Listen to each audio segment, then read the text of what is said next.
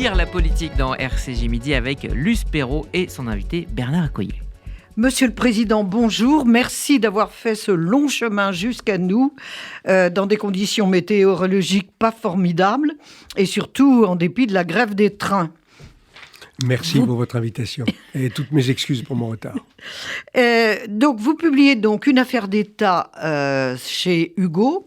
Cette affaire d'État, c'est le titre de votre dernier ouvrage, et cette affaire d'État, c'est celle de la filière nucléaire française, de notre électricité, celle dont nous étions si fiers, cette filière nucléaire.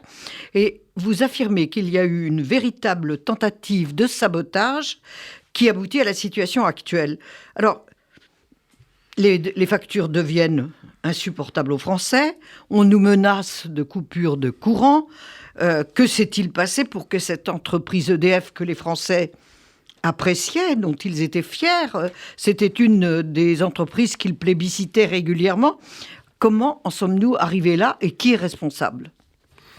Je ne prétends pas mettre en accusation nominalement telle ou telle personne, mais évidemment, il y a une et des causes à cette situation, puisque comme vous venez de le dire, Luce, il y a quelques années, au début du millénaire, nous avions une électricité abondante, fiable, qui était l'une des meilleurs marchés des pays développés. C'était d'ailleurs notre principal avantage compétitif.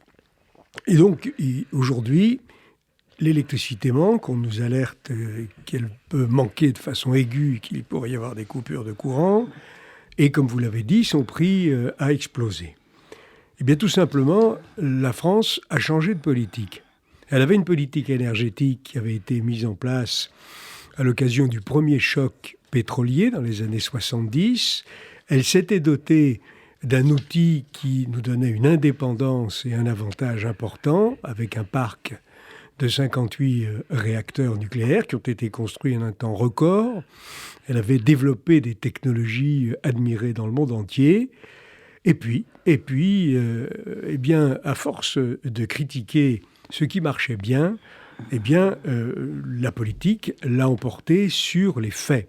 C'est-à-dire qu'une idéologie antinucléaire a petit à petit remis en cause cet avantage, a fait croire qu'il y avait d'autres solutions, et la vérité est que cette opération a des conséquences catastrophiques. Alors comment ça s'est passé ? D'abord, depuis une quinzaine d'années, il n'y avait pas eu d'investissement important dans la filière nucléaire. Quand on annonce qu'on ferme une filière, et depuis c'est logique. Et depuis 10 ans, il y a une volonté politique qui a été affirmée à partir de 2012 et jusqu'à un passé relativement récent de fermer une grande partie du parc nucléaire, de réduire la part du nucléaire dans les moyens de produire l'électricité en France et de le remplacer par des énergies renouvelables. Et donc c'est ce message qui a été envoyé à la filière, aux jeunes qui ne se sont plus engagés dans les formations d'ingénieurs en neutronique, etc.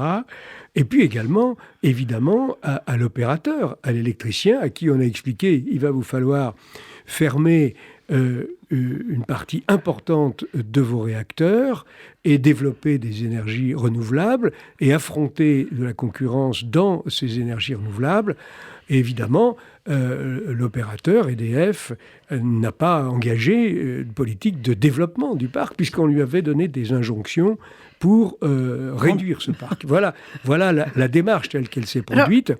Et telle que nous en subissons aujourd'hui les conséquences. Comment se fait-il quand même que l'on ait pu s'aborder cette filière dont nous étions si satisfaits ça a été sans que les Français réagissent. On a joué sur une certaine peur du nucléaire que les gens redoutent sans vraiment avoir réfléchi à ce que ça veut dire, la filière nucléaire civile. Je crois qu'il y a d'abord une longue démarche de la mouvance antinucléaire. Une démarche d'ailleurs qui souvent coïncide à une démarche politique pour l'écologie politique radicale qui, de tout temps, a été antinucléaire. Et cette démarche, cette communication, cette pénétration de l'opinion publique, mais aussi cette pénétration de certains rouages de l'État, ont conduit à sous-estimer cet avantage précieux qu'est l'électronucléaire, dont la France a été et doit redevenir, dont la France a été et doit revenir le leader. Donc, politiquement, si on regarde les programmes qui ont été élaborés par les présidents de la République, depuis 2012, avec l'accord entre François Hollande et Europe Écologie Les Verts, il a été décidé d'abord de fermer effectivement les 2 réacteurs de Fessenheim, mais aussi de réduire de façon considérable la part du nucléaire, le nombre de réacteurs, et de fermer 14 réacteurs avant 2025. Voilà, c'est ce que j'allais vous dire, c'est un vrai sabordage. Oui, c'est l'expression que j'emploie.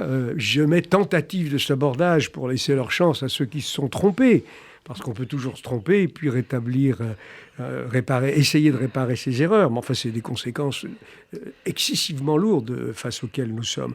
Et donc ensuite, nous avons eu 2012-2017, où la filière a été mise à mal, où des textes législatifs complètement imaginés, ou plutôt fondés sur des idéologies et ignorant complètement les données scientifiques, ont laissé croire qu'on pouvait répondre aux besoins d'électricité des Français parce qu'ils allaient diminuer leur consommation d'énergie finale, parce qu'on allait isoler les bâtiments, parce que les énergies renouvelables, le vent et le soleil, résoudraient le problème.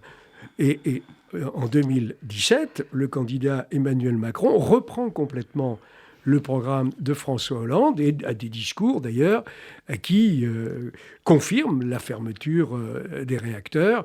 C'est seulement après la fermeture des 2 réacteurs de Fessenheim en 2020, à la fin 2020, qu'il y a un changement de propos et seulement au début de cette année 2022, à Belfort, qu'Emmanuel Macron dit il va nous falloir construire d'abord 3 paires de PR2 et ensuite étudier pour en réaliser 4 paires.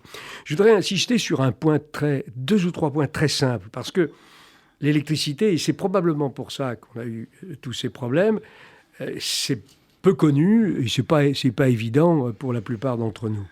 D'abord, un système électrique exige qu'il y ait en même temps, et c'est le cas de le dire, si j'ose employer cette expression devenue un peu particulière, face à la demande, à tout moment, la possibilité de produire instantanément autant d'électricité qu'il en est demandé. Cet équilibre est absolument essentiel, autrement tout s'effondre. Donc c'est ce point qui est extrêmement important et qui enchaîne avec l'exigence suivante, c'est-à-dire que les puissances installées, les générateurs, que ce soit des générateurs nucléaires, que ce soit des barrages hydrauliques, que ce soit des centrales à charbon, à fioul ou à gaz, doivent répondre à tout moment à la demande. On dit que ces centrales sont pilotables. On peut les mettre en marche ou les arrêter en fonction de la demande. Ça n'est pas le cas des énergies renouvelables. Parce que les énergies renouvelables, le photovoltaïque, le solaire, et l'éolien ne fonctionnent que s'il y a soit du soleil, et là c'est 13% du temps où il y a du soleil.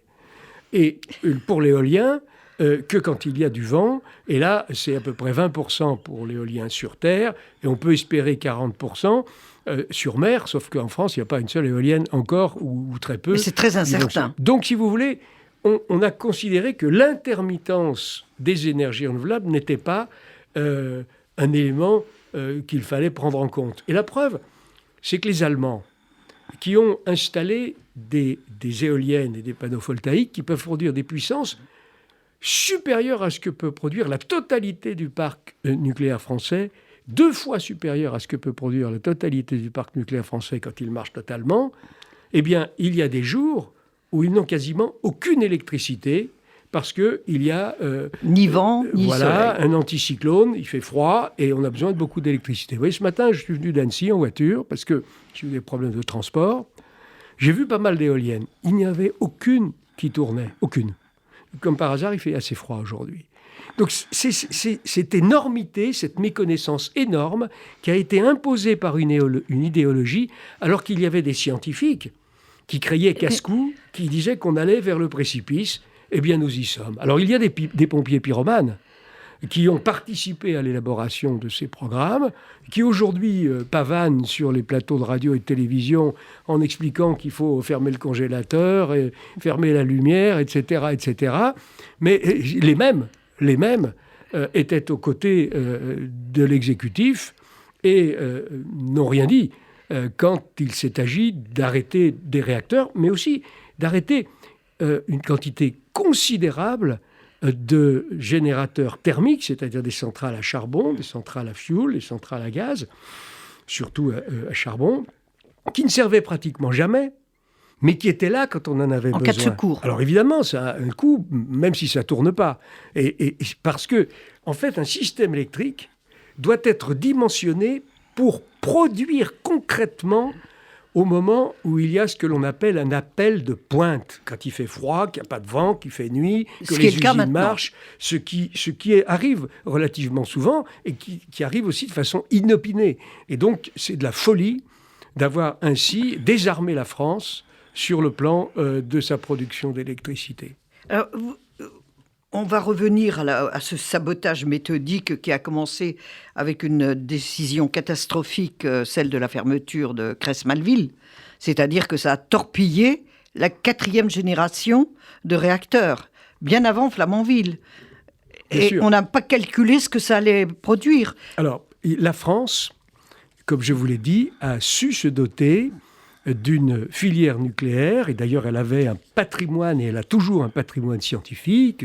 Joliot-Curie a participé à la grande aventure de la découverte de la fission et de tous ses développements, et la France a avancé, et elle a avancé au point qu'elle était leader au monde à la fin des années 90, avec des réacteurs de 4e génération, c'est-à-dire ce que l'on appelle des surgénérateurs, qui utilisent les déchets des réacteurs des générations précédentes. C'était là le grand intérêt. Comme combustible, et qui résolvent le problème des déchets à double titre, parce qu'ils utilisent ce qui existait, et ils produisent des déchets en quantité très minime, et de plus, de durée de vie, c'est-à-dire de durée d'activité radioactive relativement faible.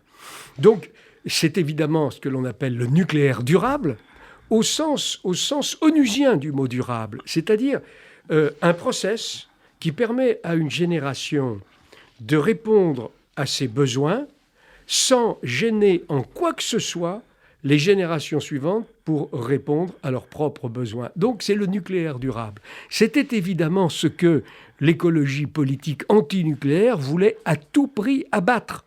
Et c'est pour ça qu'il y a eu cette coalition dans laquelle, d'ailleurs, des personnes connues, comme Madame Lepage, ont prêté la main pour qu'elle aboutisse à l'arrêt définitif et au démantèlement de la centrale de 4e génération, le surgénérateur Superphénix de Cress-Malville. C'est un gâchis absolument invraisemblable au point de vue patrimoine scientifique, technique, financier, mais ça a été fait.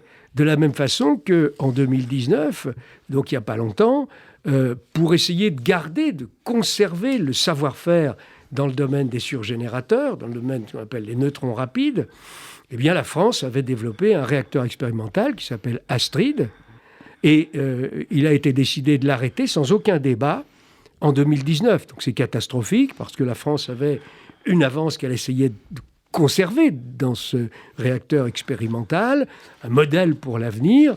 On le faisait avec des pays étrangers, les Japonais en particulier. On a laissé tomber tout ça du jour au lendemain.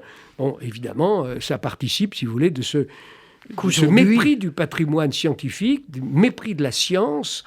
Alors, je voudrais insister sur 2 points. Les antinucléaires fonctionnent à la façon d'une secte, avec des amalgames, on assène un gros mensonge, on détruit des raisonnements scientifiques compliqués à comprendre. Sans preuve. Bien sûr, mais c'est très difficile après d'aller contre. Et les deux sujets avec lesquels ils instrumentalisent les peurs sont la sûreté des installations et la question des déchets radioactifs. Alors, je ne dis pas que le nucléaire est une technologie qui ne présente pas des spécificités dangereuses.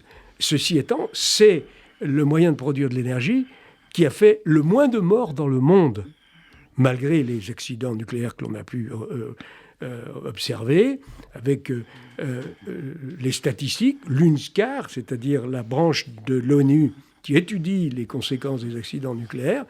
Il est établi que même par rapport au photovoltaïque, eh bien, il y a eu moins de morts avec l'énergie nucléaire civile, bien entendu, avec le nucléaire civil, qu'avec les autres sources d'énergie. Ne parlons pas du charbon, avec les accidents dans les mines, et puis les microparticules qui tuent des dizaines de milliers de personnes tous les jours. Ne parlons pas du gaz, des accidents, etc., etc.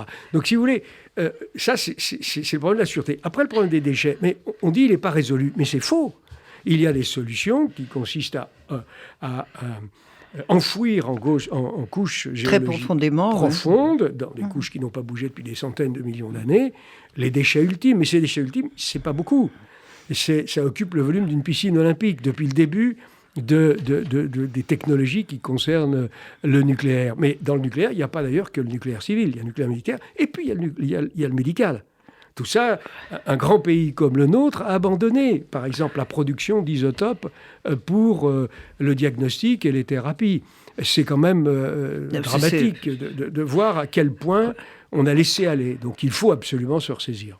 Alors, vous avez évoqué les décisions politiques qui ont été prises vraiment en bafouant le savoir scientifique. Le vrai problème est là. Mais Macron n'a pas été le premier. Vous parliez de Corinne Lepage. C'est quand même Alain Juppé qui a introduit le loup dans la bergerie. Alors si vous considérez que Madame Lepage est une louve, je vous laisse cette considération. Elle était engagée, non mais c'était elle avocate des antinucléaires. Elle était ministre de l'Environnement et elle était anti-nucléaire. Mais il y a eu à cette époque-là des confrontations assez aiguës entre Madame Lepage et Monsieur Juppé. Madame Lepage menaçant de démissionner, mais Juppé a refusé d'arrêter le projet et le développement, parce qu'à la fin... De la 4e génération. À la fin, Superphénix marchait, il produisait de l'électricité. Il était fonctionnel. Nous avions 20 ans d'avance sur les autres pays. C'est considérable. Maintenant, que font tous les grands pays nucléaires ? Les USA, la Chine, la Russie, le Canada, l'Inde, tous ces pays développent la 4e génération, travaillent sur ces sujets parce que le nucléaire durable, c'est la solution. Pourquoi ? Mais pour le climat et pour la finitude des ressources naturelles. Puisque l'uranium appauvri, c'est-à-dire les déchets de faible activité dont dispose la France, c'est à peu près 300-350 000 tonnes. Ça permettrait, avec un parc de réacteurs de 4e génération, de disposer de plusieurs millénaires de combustible. C'est une réserve stratégique considérable. Et évidemment que tous les pays convergeront vers la 4e génération, le moment venu. Peut-être qu'un jour, on accédera à la fusion nucléaire, mais c'est très hypothétique. Et en matière d'énergie, on ne peut pas s'appuyer sur des technologies qui ne sont pas matures. Quand on nous explique qu'on va faire, on nous l'expliquait depuis bien longtemps, on va faire du 100% renouvelable parce qu'on stockera l'électricité. Mais on ne sait pas stocker l'électricité massivement. On peut en mettre un peu dans des batteries, on peut en mettre un peu dans des stations qui remontent de l'eau en altitude, mais il en faudrait énormément. Tout ça n'est pas mature et donc on ne peut pas dire on va développer les moyens d'avoir de l'électricité dans un pays comme la France avec des technologies qui n'existent pas. Je suis chirurgien. Si j'expliquais à mes malades, écoutez, voilà, je vais vous ouvrir, on va s'occuper des problèmes que vous avez dans le cou ou dans le haut thorax, mais je ne sais pas exactement comment je vais fermer, c'est pas possible. Eh bien, on en est là. Je prends cette image, elle est choquante, mais c'est la vérité. Alors, on parlait de Madame Lepage, mais il y a aussi quand même Monsieur Hulot, qui a été quand même quelqu'un qui a beaucoup joué contre le nucléaire. Et M. Hulot avait déjà l'oreille de Jacques Chirac. Donc les responsabilités sont immensément partagées. Alors, que les choses soient claires, Jacques Chirac a été très attentif à la filière nucléaire. Il a accompagné le projet de l'EPR de Flamanville, comme d'ailleurs Sarkozy s'est opposé à l'écologie politique qui voulait qu'on arrête le projet de Flamanville, l'EPR. Et heureusement, même si, comme c'est un prototype, c'est un projet qui aura coûté extrêmement cher, avec un retard considérable, mais le retour d'expérience est là, et les têtes de série en tout domaine accumulent retard, complications, problèmes et surcoûts. Et donc Jacques Chirac a veillé à cela. Après, il y a eu une décision qui a été mauvaise. C'est en 2007, lorsque la compétence énergie a été transférée du ministère de l'Industrie au ministère de l'Environnement. Parce que le ministère de l'Environnement, d'abord, compte dans ses rangs des antinucléaires convaincus. Beaucoup. Il y a une forme d'entrisme des antinucléaires qui s'est développée à l'intérieur de ce ministère, via l'ADEME en particulier, mais pas que là. Et évidemment, ce ministère voit l'énergie, en particulier le nucléaire, comme une source de problèmes, de pollution, de risques, et non pas comme l'électricité, le véritable système sanguin de l'État, de l'industrie, des services. Ici, l'électricité partout. On va voir si, par malheur, il y a des coupures de courant, à quel point nous sommes dépendants aujourd'hui de l'électricité. Et donc, ce transfert a été une mauvaise décision. Il persiste à ce jour. Comme d'ailleurs les textes qui ont été votés en 2020 reste valable et prévoit la fermeture d'encore 12 réacteurs. Donc tout ça n'a pas été mis en face des remis réalités. d'équerre. Pas encore mis d'équerre, comme vous le dites. Alors, je dois dire quand même que toutes ces décisions politiques, comment ont-elles été continuées, prolongées, puisqu'on a pu voir avec la fermeture de Cressmalville qu'on tuait une filière qui était notre fierté, où nous étions les meilleurs du monde. Et comment a-t-on continué malgré tout et fermé Fessenheim ? C'est parce que une volonté politique, des accords électoraux à court terme ont prévalu sur le sérieux qu'exige la gestion du système énergétique national. Les alliances qui ont été conclues en 2012 et d'une certaine façon en 2017 ont conduit à ces décisions particulièrement délétères pour le système électrique et la filière nucléaire. Et c'est ce problème de l'électricité quand même qui est au cœur des bisbilles dans le couple franco-allemand sur lequel l'Europe s'était construite pour... En deux mots, si vous voulez. Oui, puisqu'il nous faut conclure. Oui, en deux mots. L'Allemagne a toujours eu un mouvement anti-nucléaire important. Ça remonte à l'Europe de l'Est, à l'épisode de la guerre froide des Pershing contre les SS-20. Et puis après, il y a eu la réunification. Les Verts allemands sont furieusement antinucléaires. Ils sont soutenus, d'ailleurs, ils ont été soutenus par les pays de l'Est, par la Russie. Il faut bien le voir. Il y a des intérêts évidemment politiques et stratégiques là derrière. L'Allemagne, par la voie de Schröder, a d'abord voulu pouvoir nouer une coalition, c'est le système qui veut ça, entre le SPD et les Verts. Ça c'est en 98 avec Schröder, et l'Allemagne sort du projet d'EPR, puis c'était un projet franco-allemand. Et puis ensuite, ça va être au tour d'Angela Merkel, qui avait un peu remis le nucléaire dans les tuyaux, si j'ose dire. En 2011, profitant de l'émotion post-Fukushima, elle dit on fermera tous les réacteurs à la fin 2022. Sans consulter, Là encore, parce que Mme Merkel voulait que la CDU puisse nouer une coalition avec les Verts allemands. Comme l'Allemagne a un poids très important au niveau européen, les textes européens ont toujours été très défavorables au nucléaire, continuent de l'être, et la France n'a pas d'abord défendu son nucléaire, ensuite elle l'a mal défendu, et pour le moment, le nucléaire est toujours extrêmement maltraité à Bruxelles, et la France devrait se faire entendre, parce que maintenant, la majorité des pays membres... Il faut qu'on se réveille. La majorité des pays membres de l'Union européenne souhaitent pouvoir aller vers des perspectives de développement du nucléaire. Bernard Accoyer, En quelques mots pour conclure, est-ce réversible cette situation ? Alors, les Français peuvent-ils espérer retrouver le bien-être dont ils bénéficiaient ? Ça va mettre un certain temps. Il faut avoir le courage de prendre les bonnes décisions. Ça n'est pas en développant... Courage politique. Bien sûr. Ça n'est pas en développant les énergies renouvelables tel que le texte qui est aujourd'hui en discussion au Parlement le prévoit que l'on pourra résoudre le problème. Ça apportera un petit quelque chose, mais on est très très loin de résoudre le problème ainsi. C'est une question de volonté politique. S'il y a la volonté politique, la France a su le faire dans les années 70. Elle doit pouvoir le faire maintenant. C'est une question de survie. Il n'y aura pas de maintien de ce qui nous reste d'industrie si on perd notre avantage nucléaire, si on ne le restaure pas. Et il est complètement illusoire d'imaginer la moindre réindustrialisation si nous ne disposons pas à nouveau d'une électricité fiable et bon marché. Merci beaucoup Bernard Accoyer, ancien président de l'Assemblée nationale. Une affaire d'État s'est publiée chez Hugo. Je voulais ajouter, je vous en prie, juste une seconde, nous évoquions le problème des déchets nucléaires. Une formidable étude vient d'être publiée par la Fondapol, la Fondation pour l'innovation politique. Vous pouvez la trouver gratuitement sur fondapol.org. Et je vous la recommande, c'est très riche d'enseignements. Elle est remarquable. Et n'oubliez pas de lire le livre de Bernard Accoyer, vous comprendrez pourquoi vous risquez de vous geler cet hiver. Merci.